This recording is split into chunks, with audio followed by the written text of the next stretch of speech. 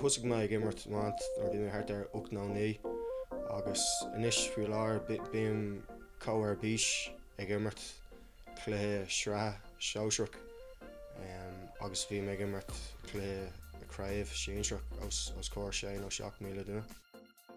So is mis Phádraig Fheargháil imreoir amant leis Na Gaeil Óga.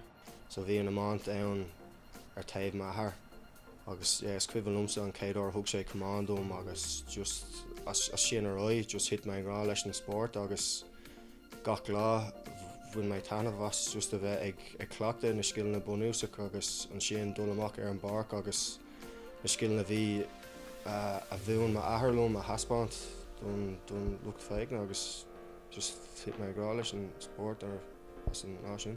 So thusig mé gimmert le fearna nar bhí mé faoi Phádraig agus just tharla sé bhí fear an bhá cáhíslum. So bhú mar Craobh faoi Phádraig, faoi Scéal an iar-imreoir agus bhú mar an Craobh Uí Fhearghail faoi Ghaelchlub. Stop mé gimmert le na fearna cúpla bliana chun bhí postfáilte go mná clé so bhí an taistil hí nómarcha taistil. Ba gach an Craobh CLG sa tíre bhí an féin éolacht ann agus féin éolacht a bhain leis an trálas atá a gceist.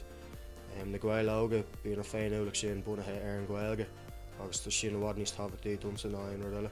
Is tócha an spruc gearrtáimach atá goin a bhíonn ciún ná chun a bheith mar an céad ar an amant lán Gaeilge chun an Craobh a bhuachaint mná clé.